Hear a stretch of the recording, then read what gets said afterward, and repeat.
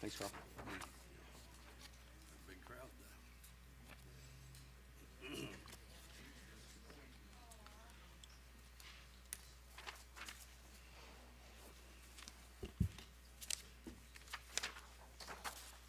Good morning, everybody.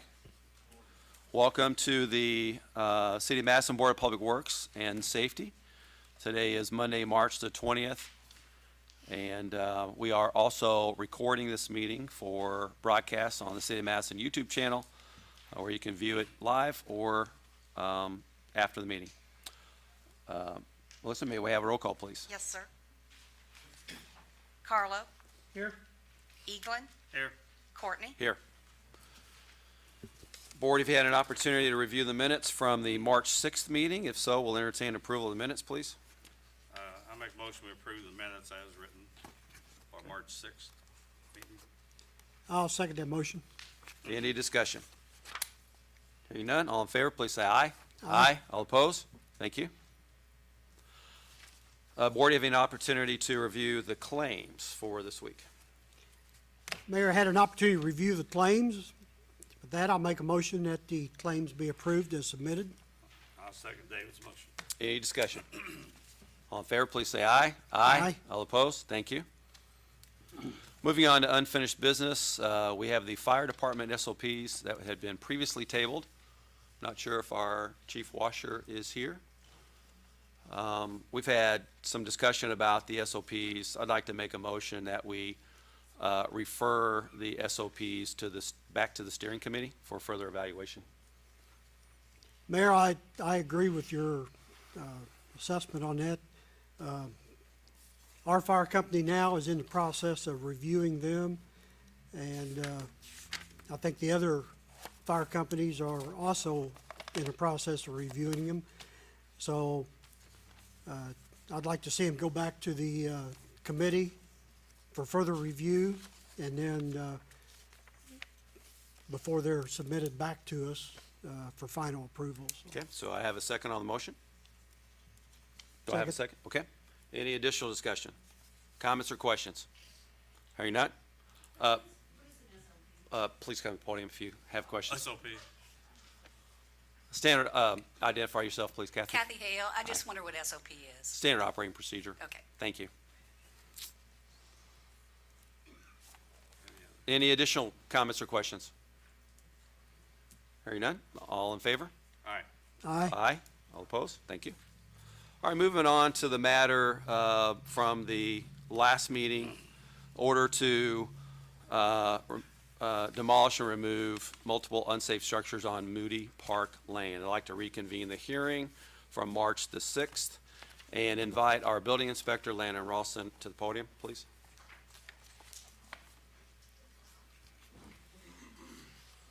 So the hearing that began on March the 6th was with regards to your order and notice of violation relative to unsafe structures located at 401 Moody Park Lane, 407 Moody Park Lane, 408 Moody Park Lane, 413 Moody Park Lane, 414 Moody Park Lane, 419 Moody Park Lane, and 420 Moody Park Lane, 5 of the 7 of which are occupied.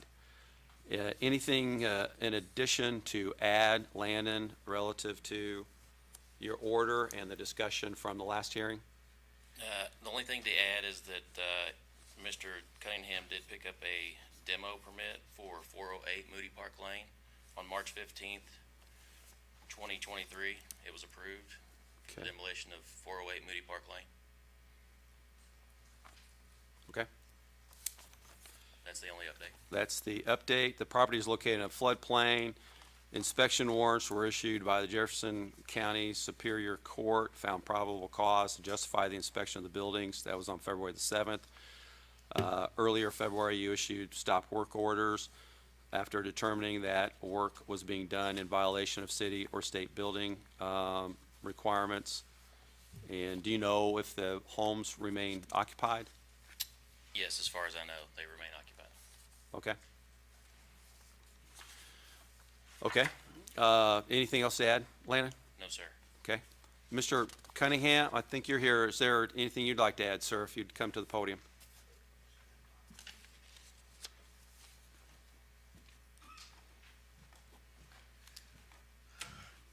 name is morning. Jim Cunningham. Good morning. Good morning. It's a pleasure to be here. After consulting with my counsel, and I've returned with a few bullet points. Okay. So we are here being asked to destroy most of the homes on our mobile home park, leaving at least 7 families without homes. There are specific applicable statutes which directly address the situation as we have here. We believe an arbitrary application of the law and regulations is being made in this situation. Here the board is using the unsafe building law to demand the destruction of various homes in the park. The unsafe building law provides for other means of remediation, much less onerous than destruction, such as repairs and rehab. However, the board, rather than allowing such repairs and rehab, latches onto its authority arising under the designation of the area in which our park sits in a floodplain. From a few of the notices we have received, it appears that the restriction on repairs is arising from the floodplain claim under IC 36-7-4-1019 that addresses non-conforming structures that have been damaged in the mobile home park. In doing so, the board has not allowed any repairs and rehab since last fall. So here, the board complains now of conditions which it will now allow the park to fix. However, the board does not seem to see fit to apply the same regulatory gymnastics to other similarly situated structures. Okay?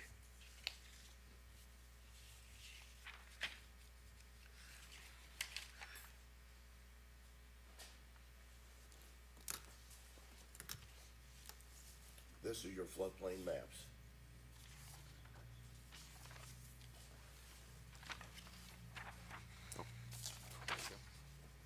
This spot.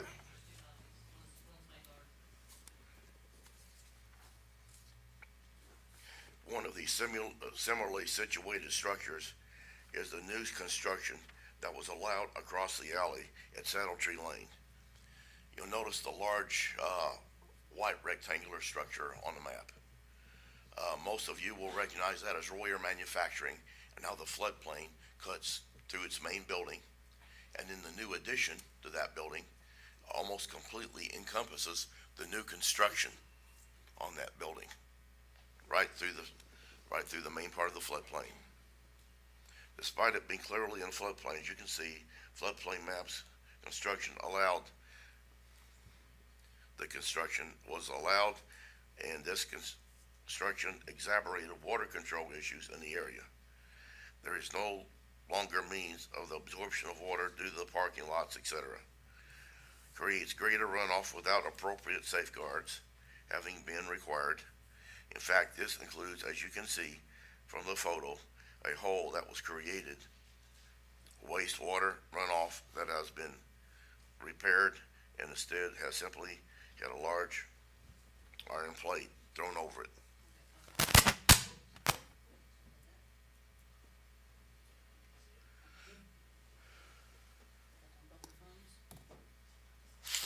Maybe describe what you're showing us. It's a large, it used to have a grate. This is just a solid metal plate, so the water, it's a storm sewer drain that comes off of the side of the Royer, and then there's no way for water to go down it anymore. Did you have a It's solid. picture of the grate that used to be there? That grate was just recently placed there in the last few days because there's a hole in the alley, and it was there to provide protection while the grate is being repaired. It's been there for 2 years. No, that steel plate was just put No, there I last mean, year, last week. Okay, you're correct, sir. That Yeah, was yeah. a couple days ago. Yes. So the grating has been Thank you. repaired and replaced, is that No, correct? it's in the No, process of it's- being repaired. In This process is what being, was okay, there before. And it was Mr. broken by Royer's Okay. big trucks, basically. Okay. okay. Okay. That was before, and here's the metal plate. Yeah, I've seen the metal plate. And people kept, that part kept falling in because cars hit it. Let's, please make our testimony at the Okay. podium so we can catch you, on the recording, please. Okay. The arbitrary application is also being done with residential buildings in a floodplain designated areas. For some additional legal background on residential buildings, we need to look at under IC 16-41-27-32. The statute allows local boards, such as the ones here, to enforce the standards of health and sanitation for mobile home parks as promulgated by the Indiana State Department of Health.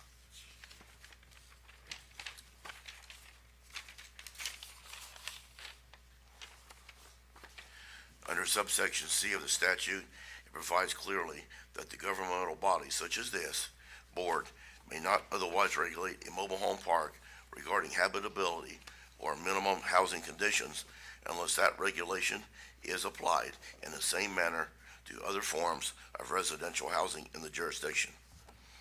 The unsafe building law, which this board is enforcing here, is clearly one that addresses habitability or minimum housing conditions.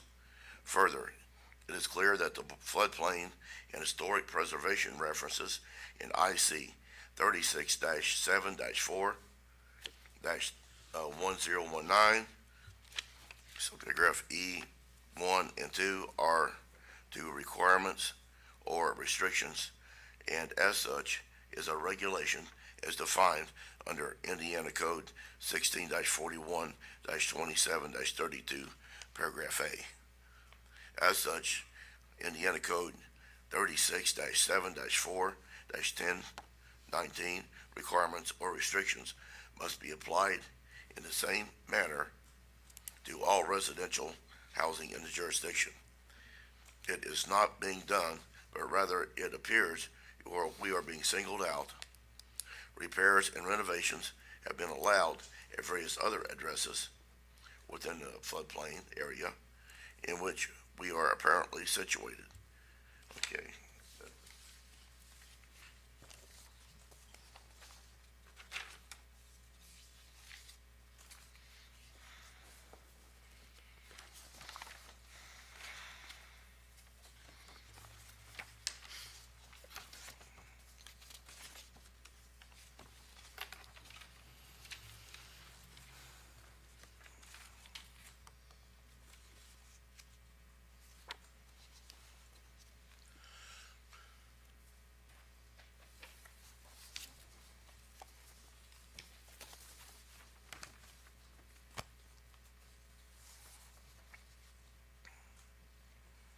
Ms. Cunningham, what did you just present to us? We drove through downtown area this morning and found other houses that were in the same floodplain we were in, were also flooded. Also had done construction, still doing construction. And it appeared that they did not have any historical significance or, and were not contributing.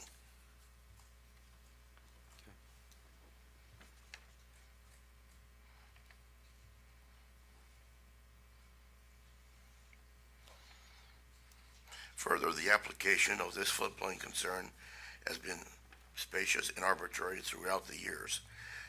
I am not certain exactly when this area became designated as a floodplain, but there have been other repairs and renovations on homes in the park over the last 15 years that were not prohibited by the floodplain concern. Suddenly now we are not even allowed to address habitability issues because of alleged floodplain concerns.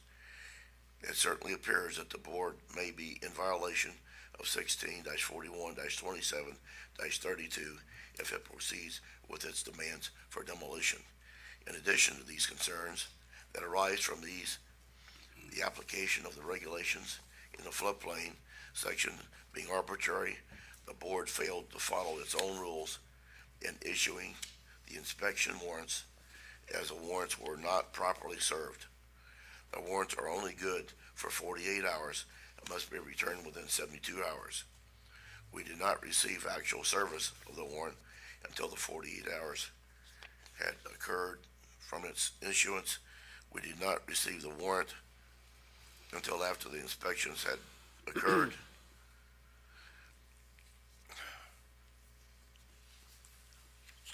Your police chief went ahead and served me before the process, if you will, began. However, we got a letter in the mail from the Jefferson County court system that was supposed to have been way before then. I guess it's like a warning or whatever, but we didn't receive that until 2 days afterwards. I think that's what he's referring to. On another note, by demanding the demolition of these homes, the board is closing the park. However, under IC 16-41-27-35, with the closure of park, 180 days notice must be given to the residents. The board is creating and enforcing a violation of this statute. The statute provides a mobile home community operator who violates this section commits a deceptive act that is actionable by the Attorney General or a consumer. It is clear that a land grab is what is occurring, and it is arbitrary and without precedent. Rather than continuing to allow appropriate renovation, repairs, and other remediation work, the board is demanding the destruction of people's homes. We ask that the board refrain from the actions as provided in the notices. We ask to be given 60 days to make appropriate repairs and renovation to the home in the park. If the board does not feel that it should proceed with the actions in the notices, we want it on the record. We are asking, pursuant to IC 36-7-9-7, paragraph I, for a record of the findings made and action taken by the hearing authority at this hearing, which shall be available in the public upon request, and as we intend to proceed under IC 36-7-9-8 to appeal of any other such order. The verified complaint in a circuit or superior court, which is the appeal, must be filed within 10 days after the date when the board's action was taken. That verified complaint must include the findings of fact and the action taken by the hearing authority. As such, we are putting the board on notice that we need their findings of fact and the actions taken by the hearing authority as soon as possible, so we can have ample time to construct our verified complaint, and undue delay will be noted in our appeal. Anything else to add, Mr. Cunningham? I think that pretty much covers it, unless you got any questions. I do have a question, and have you attempted to find alternative housing for the occupants of the units that have been ordered to be vacated? No, I have not. And why not? Some of their limited means, if you will, preclude most of the other housing venues in the community, for one. And second, they're usually really slow pay, so that's like basically a credit report thing. And I may do a lot of things, but I'm not going to lie for anybody. We do have one person who has stage 4 cancer. She's not money-wise or health-wise, is not really able to just pick up and go. Most of our tenants, when they moved in, were either homeless or close to being homeless. We gave them reduced rents for working on the trailers. Most of them, we gave a month or two free. They came in, they rehabilitate the trailers. We provide supplies. They don't really have anywhere else to go except to be homeless again and go back to the woods. Have you talked with any of the housing providers in the community, like OVO or Salvation Army or Red Cross or Lifetime Resources, any of the other organizations to help them find suitable housing? I know a couple have talked to OVO. I don't think either of those are here today, but they have talked to the OVO. Well, I think we both agree that they need assistance in finding suitable housing, and City of Madison is going to offer that assistance to them with the organizations in the community that have that as part of their missions. None of them, they've all said, we're not looking for charity.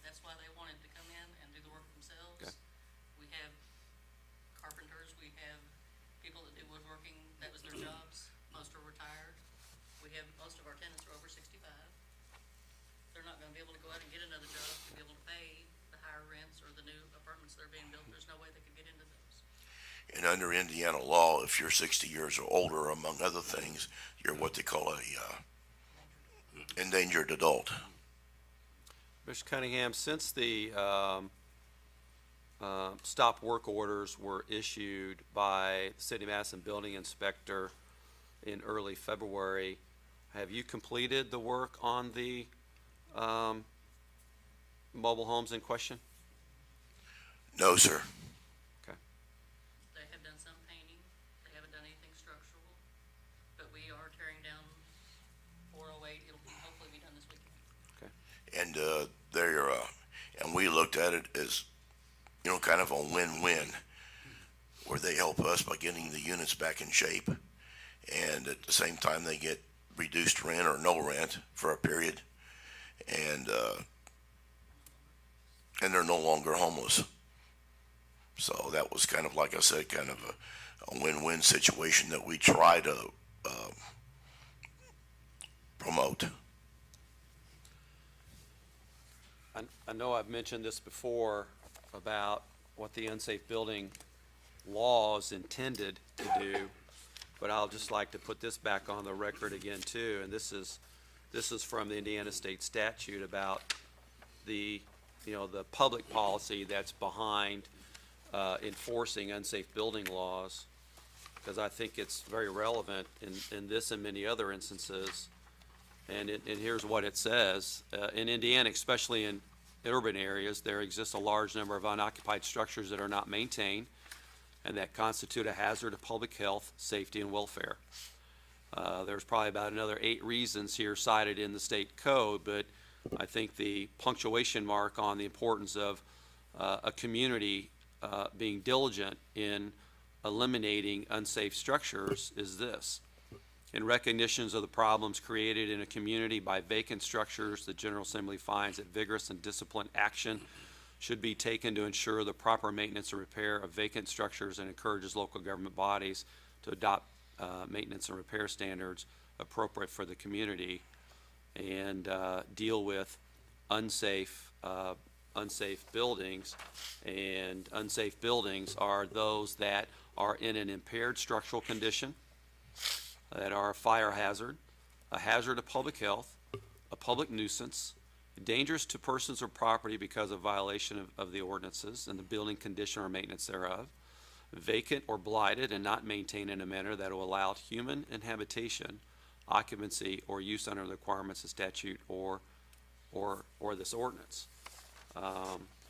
That's why we have, pursued this and other unsafe structures across our community, so that the standard of living can be increased for those who occupy those structures, and certainly eliminate, a blighted or nuisance structure from the negative benefits that it has in the surrounding homes.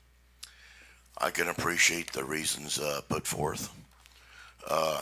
However, we're probably going to disagree on this, but this is a legal point.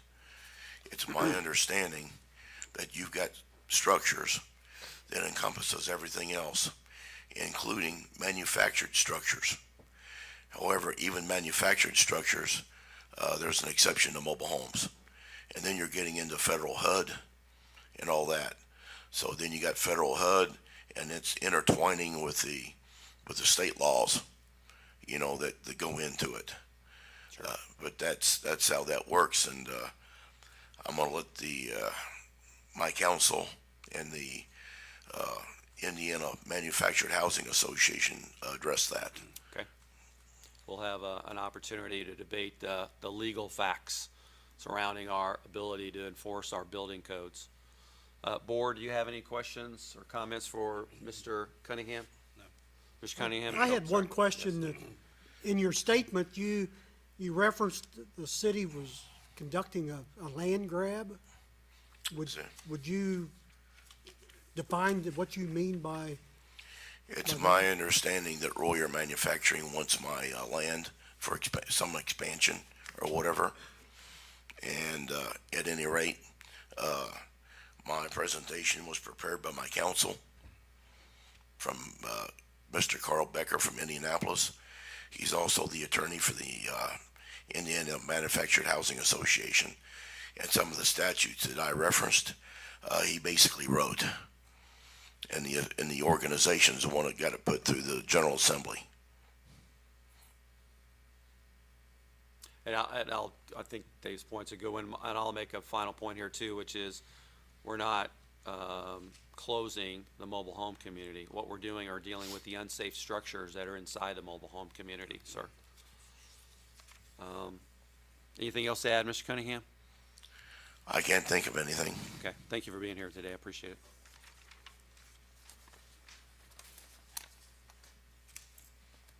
Any other questions, comments, or questions from anybody here today? Yes, sir. Mike Greco, 1106 East Street. As Mr. Cunningham stated, I think we all can agree, maybe some of the buildings that are being worked on now do not offer a significant contributing to the historical significance of Madison. We can agree that that trailer park is in the same boat. A bullet point as far as Royer being built on the floodplain, I can just about promise or know that they followed every permit application that they put in for, and that new addition was built to the codes of 2022 when that place was built. Unlike the trailer park, if I'm correct, this is the second flood that park has been in since I've been here over 5 years ago. It probably would be easier if that park was under HUD guidelines, because I worked extensively with HUD. They would never pass a REACT inspection or any of the HUD guidelines, and it would probably be shut down immediately, and you'd lose the whole park and not just the unsafe structures. Another point that was brought up was that the tenants are allowed to do work on the buildings to bring them up, to help with them with either rent or no rent, reduced rent. So if I'm correct, you're saying that unskilled labor, unlicensed labor is actually doing the work in these trailers when they don't own any part of it. And I believe that's against the ordinances. I feel for the residents. I have empathy for them, but Mr. and Ms. Cunningham knowingly and willingly put these people in that position. This council didn't do it, and I just ask that the council follow the guidelines and the rules in place and take care of this for once and for all. Thank you. Thank you, sir. Any other comments or questions? Please identify yourself. My name is Gordon Van Vleck. As far as the statement he just made about the people not knowing what they're doing, I've been in construction since 1976. I'm retired, and as far as knowing what I'm doing, I'm sure that I know all about the code and everything else. It doesn't have too much to do with a mobile home. Is pretty basic. It's just a tin box with a couple of walls inside. The only thing that's really of any great worry for a mobile home is the wiring usually. I've had extensive education in wiring. I've had extensive education in lead removal and mold abatement, which I see there are a lot of violations going on federal law up and down Walnut, and nobody seems to care about any of that. I mean, we're concerned about people's well-being and their health and safety. Why aren't we doing anything else about all these other places that are being worked on with all kinds of help, kids off the street who have no knowledge of construction, and there's no permits being filed, there's no permits in any of the windows, excuse me. I've been up and down Walnut several times and looked at several places, and the ones that aren't being worked on, some of them are still vacant. I just don't quite understand. Sir, could you push the button on your mic, please? Thank you. Yeah, turn your mic back on. Oh, I'm sorry. It's okay. There we go. There you Thank go. you. Thank you. Yeah, I really don't see how the park is being fairly treated. I mean, if they're gonna treat them this way, why are we not doing anything about all these places on Walnut, Saddle Tree, around the corner there where you head up the hill? I just went for a little walk this morning alone, and I bet I've counted at least 20 or 30 places that have been worked on or are being worked on and don't have permits in the windows or anything. I just don't quite grasp all that.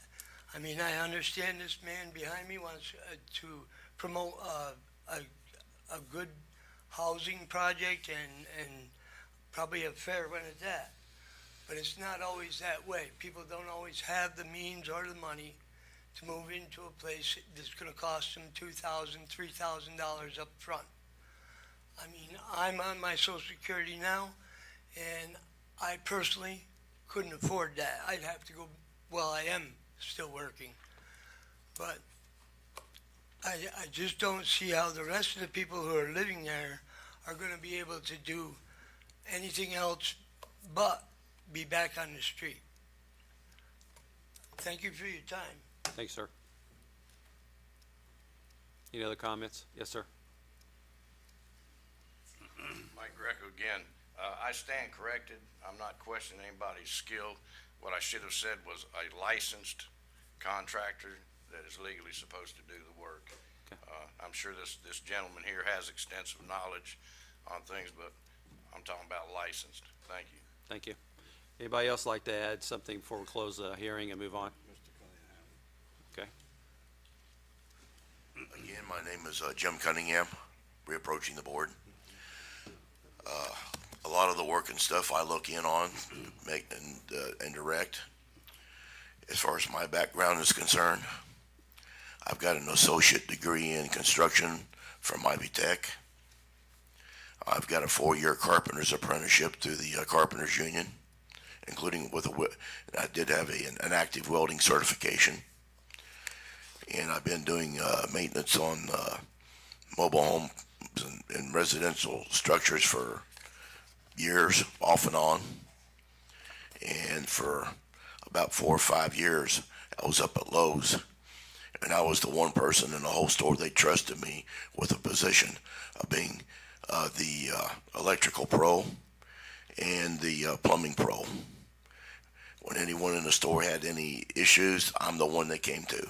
When customers had issues and needed advice on how to wire a house, how to plumb a house, whatever, I'm the one they came to. And where it's wire sizes, breaker, or whatever, and I know the codes between Indiana and Kentucky differed somewhat. I know it was brought up last meeting that I wasn't a licensed electrician. Well, to my knowledge, unless it's changed, Indiana does not have a license for electricians. It's got it for plumbers.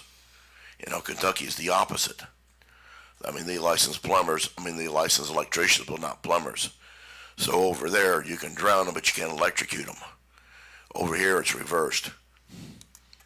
Does anyone have any questions? Well, last meeting, there were several pictures, and it showed electrical panels with panels actually not there anymore. A lot of the electrical sticking out of the walls, which is a danger. It showed one right beside a pet's water bowl.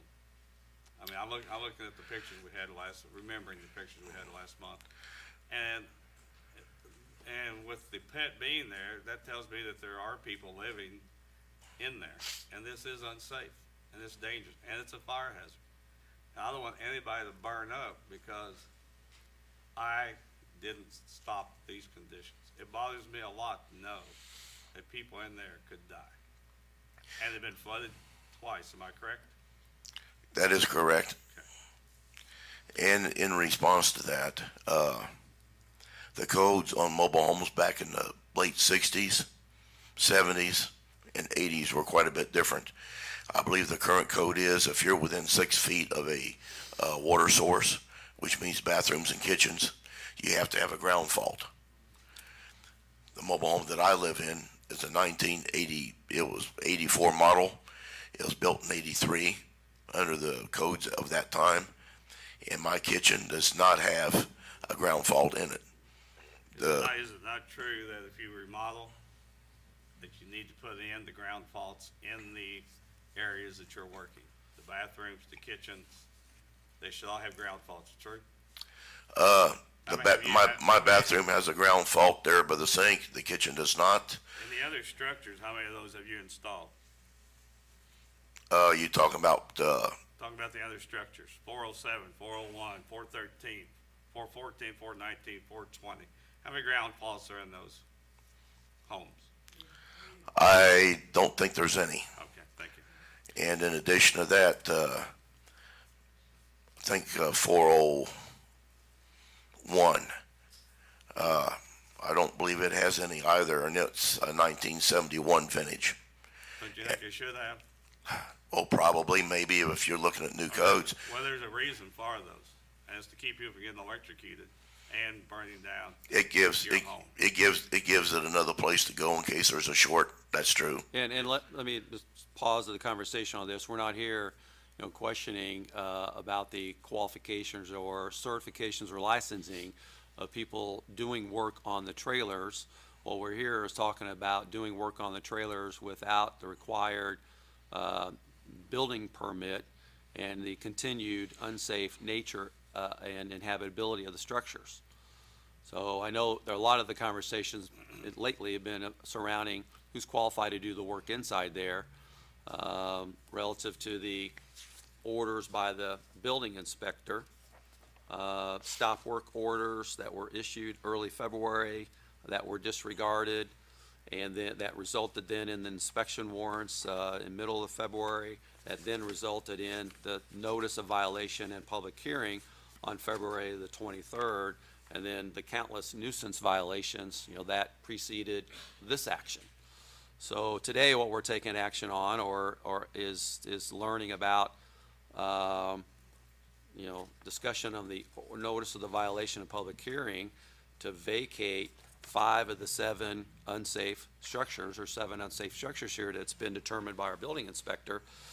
And you've not complied with the order to vacate the units, and we are taking action affirming the order to vacate the units, and as well as ratifying essentially the certifications of the building inspector with regard to the unsafe nature of the structures. You'll have opportunity to argue the legal points of these, sir. Okay. Thank you. I'm not real sure that Yeah. the facts are in question, so it's going to come down pretty much to points of law. Yes, sir. Thank you. With that said, we'll close the hearing on that and move back into the regular meeting, and take under consideration the order of the City of Madison Board of Public Works and Safety regarding the trailers that we had mentioned at 401, 407, 408, 413, 414, 419, and 420. If it's okay with you, council, I'll read this and then ask if you've got anything to add. Okay. On Monday, March the 20th, 2023, the City of Madison Board of Public Works and Safety heard evidence regarding a demolition removal order issued by the City of Madison Building Inspector. At said hearing, the board adopted the order for demolition and states as follows, and I'll make a motion to adopt this in just a minute. The Board of Public Works and Safety conducted a hearing on March the 6th and Monday, March the 20th, 2023, wherein evidence was presented by the City of Madison Building Inspector and neighboring property owners regarding structures located at 401 Moody Park Lane, 407 Moody Park Lane, 408 Moody Park Lane, 413 Moody Park Lane, 414 Moody Park Lane, 419 Moody Park Lane, and 420 Moody Park Lane, and hereby incorporates the findings presented by the building inspector and found in the notice presented on February 23rd. At said hearing, the property owner, James Cunningham, was present without counsel and presented evidence. At the hearing on March the 6th, Mr. Cunningham requested additional time to consult with his attorney. During the period from March the 6th 2023 to March the 20th, 2023, no city official or city attorney was contacted by a legal representative, Mr. Cunningham. The Board of Public Works and Safety finds these structures are unsafe and pose a danger to neighboring properties and the citizens of Madison, Indiana. The Board of Public Works and Safety further finds that the property owner has been given ample opportunity to come before the board to present evidence as to why this action should not take place and has failed to do so. The demolition and removal of said structures shall take place by April the 23rd, 2023. I move this board approve the order, subject to, council, do you have any remarks on the order? Just before you make the motion to approve those findings, I would add, just to comply with the statute, a new paragraph 1 that states this order is issued to James Cunningham, 426 Moody Park Lane, Madison, Indiana. I also added the time and location of the meeting, which would be the new paragraph 2. Okay. And then I included a final paragraph outlining the possibilities of outcomes if the order is not followed. And those are outlined in Indiana Code 36-7-9-7.5, and I just included it in its entirety. So I would ask that those be added. Council, you mind adding or reciting for the record that provision? Absolutely. So failure to comply with this order could result in the following pursuant to Indiana Code. A, this section applies to an order issued under Section 5A5 of this chapter for which a hearing was not requested as provided in Section 7. And B, if the person to whom the order was issued fails or refuses to comply with the order within 60 days or the time specified in the order, the enforcement authority may impose a civil penalty not to exceed $2,500. The enforcement authority shall give notice of the civil penalty to all persons with a known or recorded substantial property interest in the unsafe premises. And C, after a civil penalty is imposed under subsection B, the enforcement authority may impose an additional civil penalty in an amount not to exceed $1,000 every 90 days if the person to whom the order was issued continues to fail or refuse to comply with this order. And D, if a civil penalty under this chapter, under this section is unpaid for more than 15 days after payment of the civil penalty is due, the civil penalty may be collected in the same manner as costs under Section 13 or 13.5 of this chapter. The amount of the civil penalty that is collected shall be deposited in the unsafe building fund. Thank you, council. I move that we amend the order as described by council. Mayor, I'll second that motion. Any discussion? Comments or questions? Hearing none, all in favor, please say aye. Aye. All opposed? Now I move to accept the order of the City of Madison Board of Public Works and Safety today, March 2023, with regard to the properties we just mentioned. I'll second the motion. Second, any discussion? Comments or questions? Hearing none, all in favor, please say aye. Aye. All opposed? Thank you. Mr. Cunningham, it's our desire to have an amicable resolution of this matter and to assist those who are living in those unsafe premises that are not permitted to be occupied to find clean, decent housing. Thank you. I've emailed you that order, Thank you. Mayor. Okay.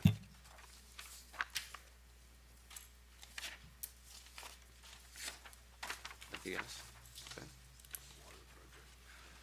All right, moving on, we have water project SRF disbursement request number 15. Not sure if Brian is here, but if not, I'll take this under.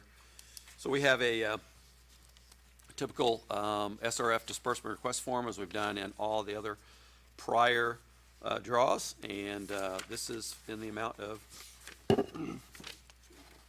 what is it? 6,600, I'm looking for the dollar amount here. $6,600. Oh, $6,600. $6,900. $6,900, SRF disbursement request number 15. Mayor, after reviewing the document, SRF distribution request number 15, everything appears to be in order. I'll make a motion that we approve the request for $6,900. I'll second David's motion. Okay. We have a motion and a second. Any discussion? Comments or questions? Hearing none, all in favor, please say aye. Aye. All opposed? Thank you. Next up, we have a contract with Zambelli Fireworks. Keely, you're gonna handle this one?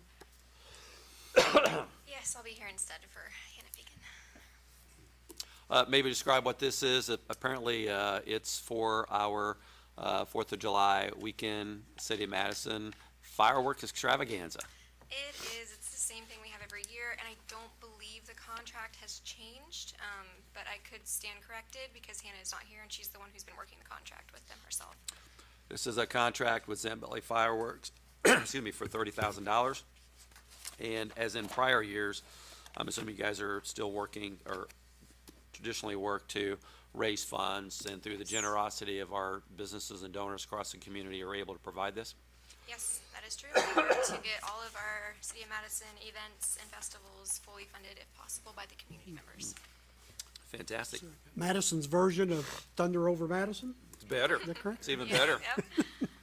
Okay, knowing that this will probably taken care of by grants and donations to our community, I'll make a motion to accept the contract with Zambelli Fireworks.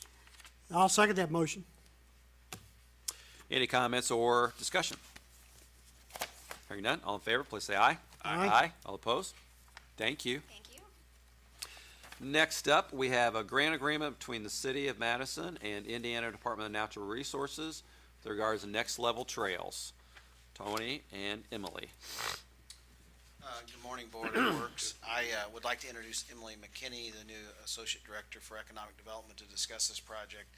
Since this will be her project, she's leading from here on out. So welcome Emily to her first Board of Public Works meeting. Welcome, Emily. So yeah, this is a grant agreement with the Indiana Department of Natural Resources and the City of Madison. The total budget is $2.7 million, 2.160 of which is coming from the Indiana Department of Natural Resources. We're asking the Board of Public Works to approve the grant agreement and the city's match of $440,000 from Ready Dollars, which the Regional Development Authority approved Ready Dollars on Friday. And then $100,000 is coming from the county commissioners, and we want to thank them for their contribution. Thank you. And you're right, the formal awarding of the $440,000 Ready Grants dollars to the City of Madison happened last Friday. And this is actually a transfer of the grant that was received by Heritage Trails in partnership with Hanover College, and we're entering into an agreement with the two of them to be the lead on this Ready project now. So we're happy to be there. I don't know if you're prepared to talk a little bit about this phase, maybe describe to the board the trail. And Kathy is here as well. I think you're on the board, aren't you, Kathy? So feel free to, if you'd like to share any additional information too, Kathy, you're welcome to. Yes, this phase one of the Madison Hanover Connector Trail will go along Crooked Creek to the west and connect to the entrance at Clifty Falls State Park on their south entrance. Again, this is phase one of what we believe is 3 to 4 phases of the trail to get to Hanover College and ultimately to Saluda Bottoms over the next few years. We will be proceeding over the next quarter with selection of design and engineering for this project with hopes for that to be constructed either late in 2024 or early 2025. Okay, fantastic. Trails certainly add to the quality of life, health and wellness for the community. We're very pleased to be a part of it and work through the Southern Indiana RDA to execute this, as well as the other projects within the Destination Madison plan. Emily, anything else you'd like to add? I think that's all. Okay. I just had one question. Does this trail start just west of the railroad tracks? Is that correct? And proceed to the south entrance of Clifty? Is that? I just wonder where the beginning. Yes, the beginning is actually at the railroad tracks on Second Street. On Second Street, okay. Proceed with a new structure across just south of the Stone Arch Bridge there at the current trailhead for the Heritage Trail, and then proceed west along the creek. Okay, thank you. I think Kathy wants to say something. Hi, Kathy I'm chairman of the Heritage Trail Committee. I just wanted to thank the city for their willingness to manage the project, as we're an all volunteer organization, and Bob Green stays pretty busy. And would like for Bob to be able to confer with people as it goes along, as we know his passion for the trail. And our main thing is we just like to be part of the design consultant choosing, but other than that, we appreciate everything you're doing. Kathy, you guys are going to be an integral part, and thank you for getting us to this point. There's still a lot of work ahead, and it's a collaboration between a lot of entities, the City of Madison, Hanover College, Heritage Trails, the City of Madison Port Authority, Cliffy Falls State Park, NDOT. There are so many people that want to make this happen, and certainly, of course, Governor Holcomb and the Next Level Trails Grant for the $2.1 million to facilitate the construction of this first phase. So couldn't be more pleased. Well, thank you very much for your for the collaboration, and we appreciate that. Yeah, thank you, Kathy. Tell Bob come speak to us next time. Yep. Always good to talk to Bob. Well, Bob is down at the foot of the incline cutting trees. I shouldn't say cutting trees. Cleaning up trees, probably. Cleaning up trees and Okay, he's cutting busy guy. the He's wood busy. and getting it hauled away. He's a busy guy. And he was with us last Friday when the award was presented to us by the Southern Indiana Regional Development Authority. Yes, Sarah. we talked, and I was out of town. My mom's not very well, and so I was out of sorry to hear town, that. and he was happy to come, so thank you. Thank you very Thank much. you. I forgot my place. Did we have a motion and a second? And we, I make a motion, we approve the grant. good? I'll second that motion. Any discussion, comments, or questions? All in favor, please say aye. Aye. All opposed? Thank you. All right, council, moving on.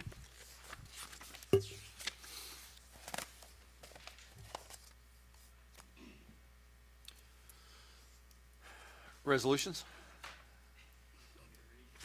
There we go.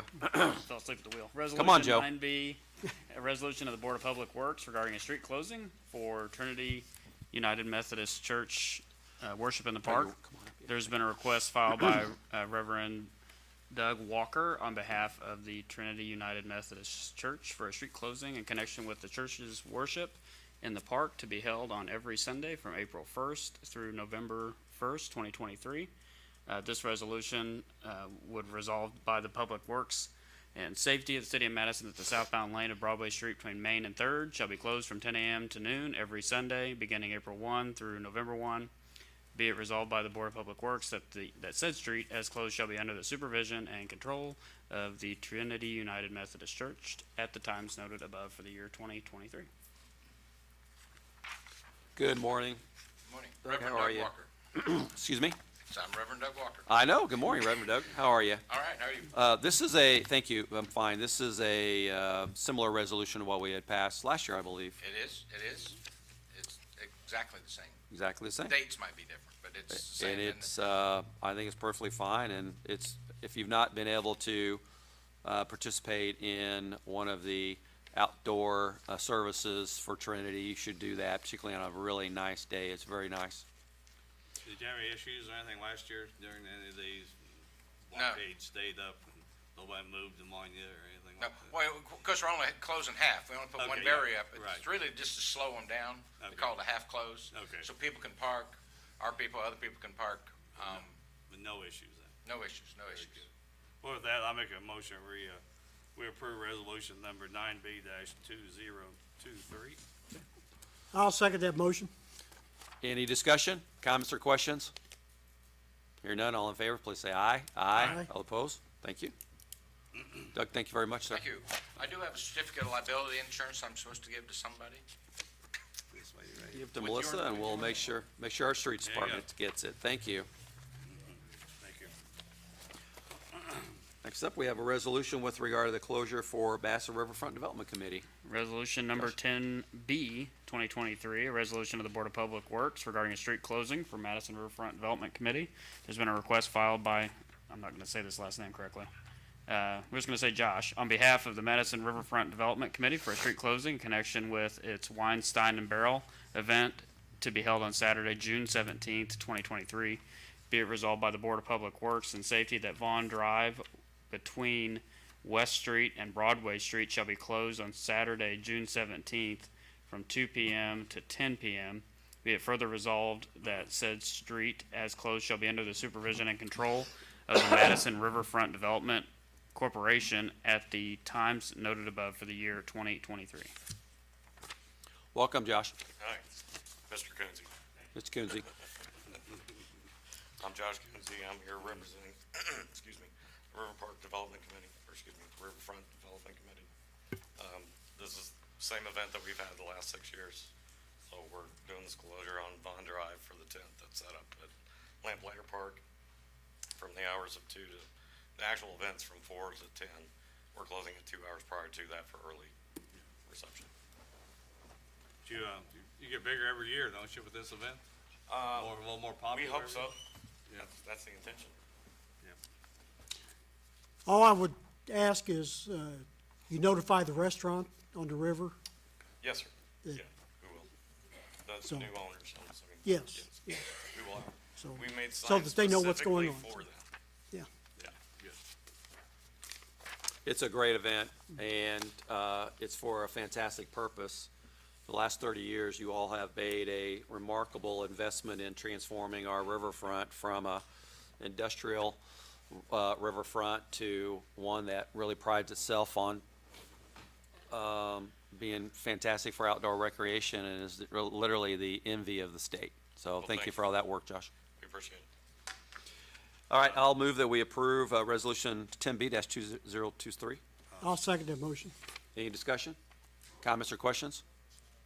All in favor, please say aye. Aye. All opposed? Thank you, Josh.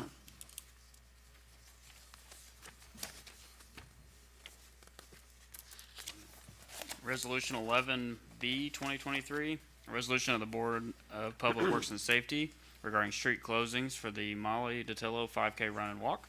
Whereas there has been a request filed by Paul Kelly of the Molly DeTillo 5K Run Walk Committee for street closings for said group in connection with the annual 5K Run Walk to be held on Saturday, May 13th, 2023. Therefore, be it resolved by the Board of Public Works that the following streets shall be closed from 6 a.m. to 11 a.m. on Saturday, May 13th. 1, Vaughn Drive from 160 feet east of Ferry Street to Vernon Street. 2, Vernon Street from Vaughn Drive to First Street. 3, First Street from Vernon Street to St. Michael's Avenue.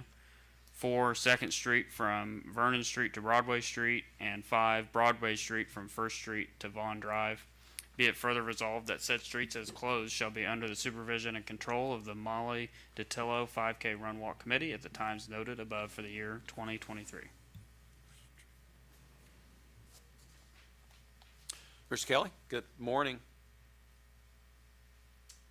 Good morning. It might be afternoon by now, I'm not sure. Oh, it is. How are you, sir? I'm fine. How many years has Molly DeTillo Run been going on? Well, the original one that was put together by the DeTillo family was 2005. And, She was missing 2004? yeah, right.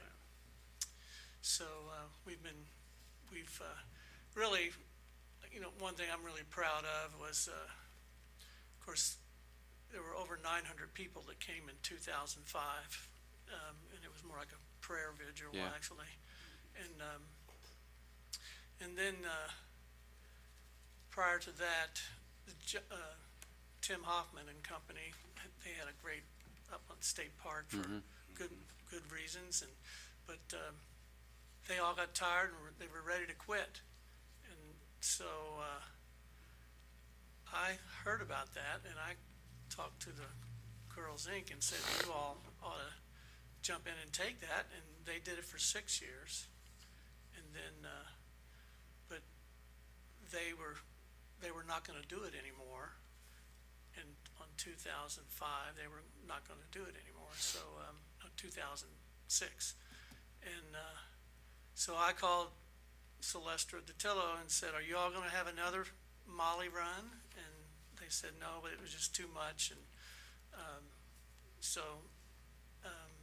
then we put together runners and, I mean, the coaches from Madison and Shaw and put together, committee, and we saved 2 races, actually. We kept,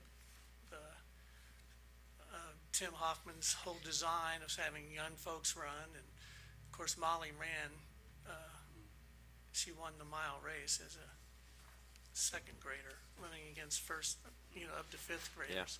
But anyway, that's that.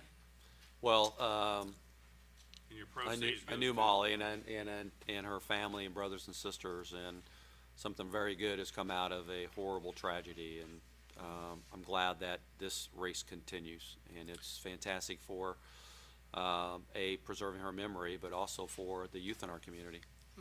Yeah, and the seniors, And yes, what was I gonna say?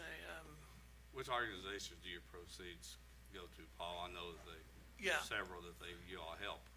The DeTillos wanted to have some scholarships. So Scholarships. Southwestern, a senior from Southwestern, a senior from Madison, a senior from Shaw, get $1,000. If we can come up, if it's all productive, we run a year by year, so, but so far we've been able to keep that going.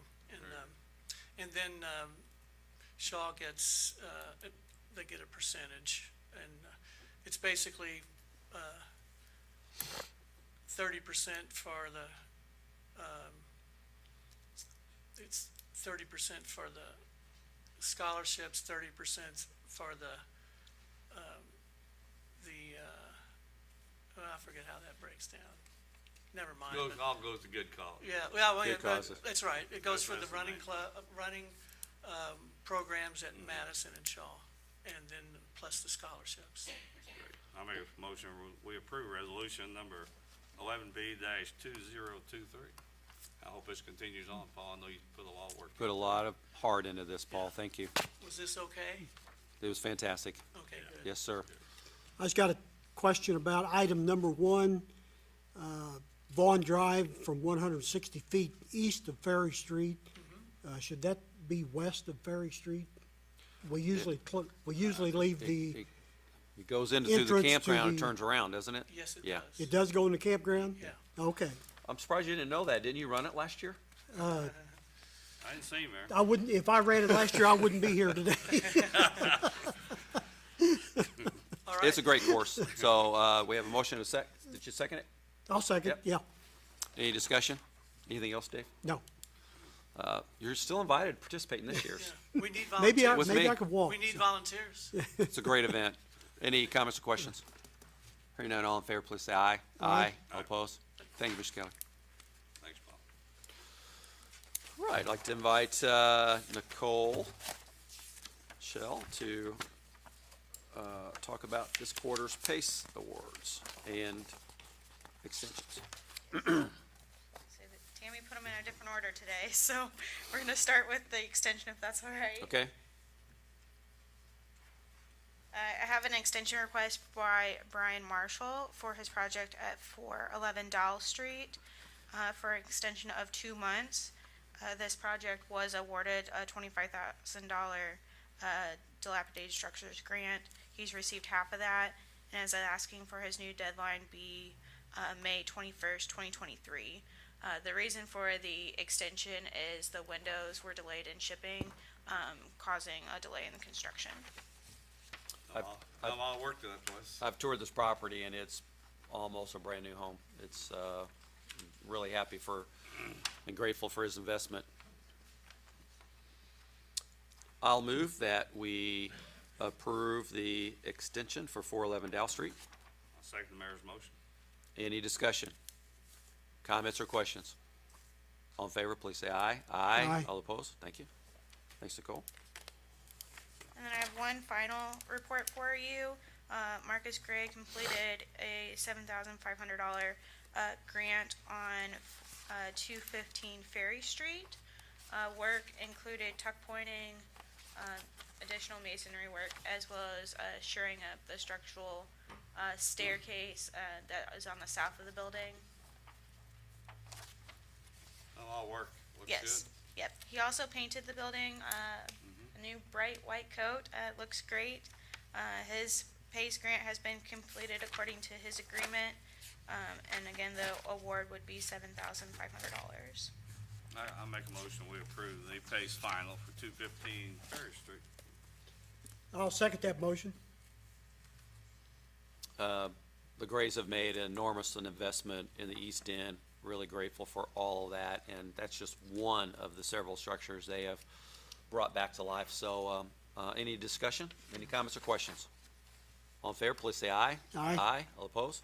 Thank you.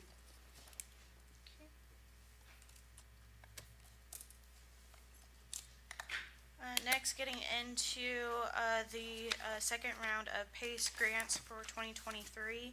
The first grant is Stuart and Kimberly Hensey at 768 West 3rd Street. Their work includes windows and installing new siding on this property. Their PACE grant was awarded by the committee for $7,500.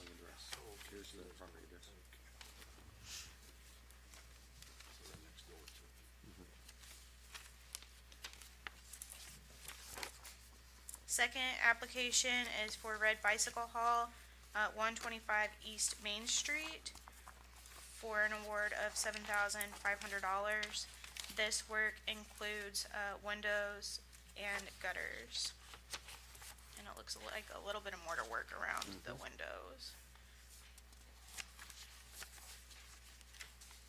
And these are their upper story windows, not the storefront.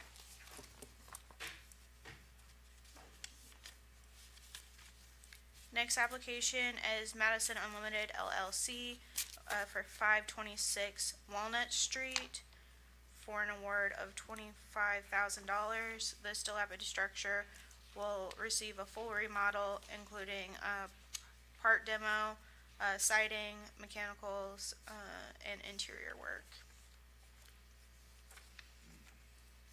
This is located right next to the one that was just demolished by a private owner. There's a lot of new lumber in that building, I noticed. The Yes. whole backside is Yep. They've brand new. rebuilt the back of it, and those pictures really don't do the condition justice for how it was acquired. It was very, very dilapidated and allowed to essentially dilapidate by neglect over a very, very long period of time. Michelle, you don't know whose foot that is in that one picture there, do you? It's probably the owners, yeah. I haven't gone through it. I know Landon did an unsafe inspection on it, so I pulled a couple of the photos from him. The next application is Covert Grove Properties LLC, 302 West Street, for a grant award of $25,000. Again, a dilapidated structure that will eventually receive a full remodel, but for her PACE, she's going to shore up the property, including tuck pointing, roofing, and structural interior work.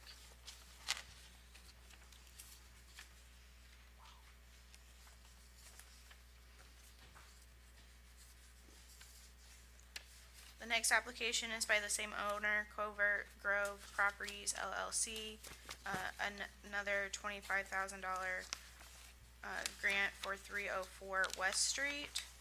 This dilapidated portion of the building will also receive a full remodel, but for PACE is included the interior structural components and masonry tuck pointing.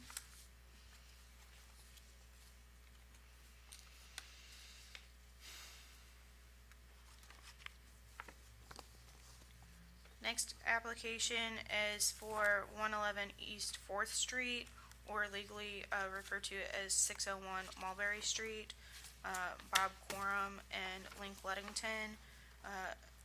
The grant award would be for the $25,000. This dilapidated structure would receive selected demolition, masonry, exterior wall repairs, including siding, doors, windows, and side porch construction.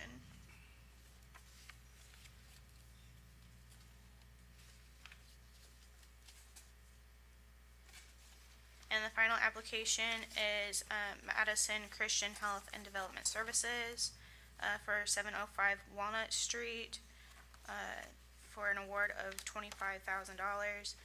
This project would help with clean out, removal of the fire damage, foundation repairs, and shoring up the building. She's combining this grant with several others to enclose the building and bring it up to a safe She's abating the status. unsafe Yes. structure? Okay. That is all the applications I have for you. So there's 7 applications totaling $140,000. So may I summarize, because I think this whole conversation we had earlier and frequently in Board of Public Works and Safety is very relevant here. Earlier, we took action on an order to demolish and remove unsafe structures that were not being voluntarily abated effectively through a proper and legal permitting process. And here we have our PACE program awarding $140,000 of financial assistance to 7 applicants who are voluntarily rehabilitating their properties, 5 of which had been deemed unsafe and dilapidated, allowed to become unsafe by neglect over decades of neglect. And the proposed investment to be spent by the owners is over $1.6 million. This is why our PACE program has been successful, and it is the approach that we work on with all property owners across the city, which is to help us develop a plan to abate unsafe, dilapidated, nuisance properties and preserve those historically contributing properties in our historic district. It's a successful program with the successful outcome, and it's got that outcome because we are working with property owners to form a plan. And we'll continue to invest in Madison and ask property owners to do the same, but in instances where that disinvestment is occurring, we have no choice but to address it. So I'm really pleased to see these property owners of these 5 dilapidated structures that if this continued would no doubt result in their eventual demolition because of the unsafe nature of these structures. So I'm really happy that the City of Madison has taken a lead on abating the dozens of unsafe structures that we have, but doing it in partnership with private property owners. Mayor, I'd like to point out, with these 7 projects, the ratio is for every dollar that the city's investing, the private people are investing $11.60. So, and, I mean, granted, we do have a couple big projects here, but It's a phenomenal leveraging ratio. yes, and you look at the, one project, it's 3%, the other project's 4%, 20% of the total cost of the project. So, and we got a couple structures here that, I mean, if something wasn't done soon, we may be possibly looking at a hole in our downtown. Right. Down the street here, Yeah. so And- it's tremendous, and- tremendous. And 2 of these projects are in our targeted revitalization area, which is Walnut Street, which has long suffered probably a disproportionate amount of dilapidated, unsafe structures that is finally rebounding. Yes. I'm really proud of that fact, and we'll continue to work on that. I'll make a motion that we approve the PACE applications for this quarter as presented by Nicole. Second the mayor's motion. Any additional discussion? Comments or questions from anybody here? Hearing none, all in favor, please say aye. Aye. All opposed? Thank you. Thank you. Thank you, Nicole. I really, as far as mayor comments on the agenda, nothing else to add, other than to just reemphasize that clean, safe, decent housing is critically important to a vibrant neighborhood. We're going to continue to work with property owners and code enforcement to get the outcome that has long been missing in this community. And also want to congratulate again Fire Company Number 4 for a fantastic 150th celebration on Saturday. Carl, I'm glad you guys were able to do that, and We had a thank nice you all for crowd. your service. Nice crowd, and contrary to Bob's comments, I am not a charter member. He looks great for his age, I'll tell you that. And I would also encourage everybody in the community, if you haven't had a chance to see the firefighter museum on North Walnut Street that Charlotte and Frank Taff curate privately, it's a phenomenal piece of Madison history right there on North Walnut Street that everybody's invited to see.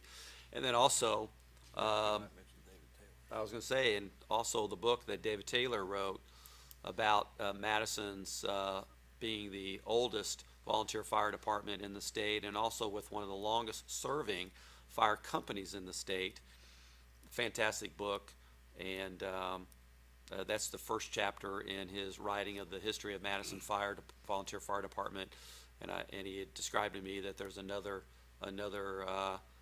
book coming out for more recent history. So And it starts what, with 1937 flood, David, is that correct? The second volume starts around 1930, Yeah, so. so it technically starts with the flood. So. It'll be very interesting reading. We have copies of our fire code. If you want to sit out there, and I'll open the door and let you in. You can sit there all Yep. day and read. fantastic. Very member- good book. It is a great book. Board, anything else to add before we move to public comment? Now we'll open it up to public comment. Anybody here would like to address the Board of Public Works and Safety, please do so by coming to the podium. Our next meeting will be Monday, April the 3rd, and we invite America's Chief, John I. Wallace, to the podium. Thank you for having me. I wasn't going to mention this, but evidently it's taken on some legs. We had some vandalism on Pond Drive over the weekend, some spray paint vandalism. Actually just got a call from one of the Louisville media outlets inquired about it. I guess it must be running pretty rampant on our social pages. But nonetheless, we kind of put the word out, found out who our perpetrators were. They pretty much simultaneously had came forward as well and was apologetic and took ownership of it. So all juveniles, but in lieu of charges, they've agreed they're spending part of their spring break cleaning it up now, and it looks good. Parents very supportive. I think there's some negative comments, unfairly so, about some parents. These parents of these juveniles have been outstanding and making sure their children are doing the right thing. So good lesson learned, and quite often anymore we are negative, about our kids and parenting, but in this particular case, it was very refreshing that they came forward, took ownership, and are making it right. So if you read about that or hear about that, it's being taken care of. So. Chief, the city and the community, I want to emphasize the community worked very hard Yes. for Madison to be the beautiful town, the river town that it is, and I'm happy this was a good outcome and It was. a good experience overall, because it could have been very differently. Yeah, very good learning experience, I think, for the kids, and again, the parents have been outstanding. So if they're receiving any criticism, it's unfair. And good detective work by Madison Well, Police you know what, the Department. boys did jump in on Sunday. It kind of rolls downhill. I get the call, and then I give them the call, and then, but yeah, they did work hard to And it get works. it taken care of, so, Good. thank you. Thank you, Chief. Thanks, Chief. Anything else? Any other public comments? I'll make a motion with adjourn. I'll second that motion. All in favor, please say aye. Aye. Aye.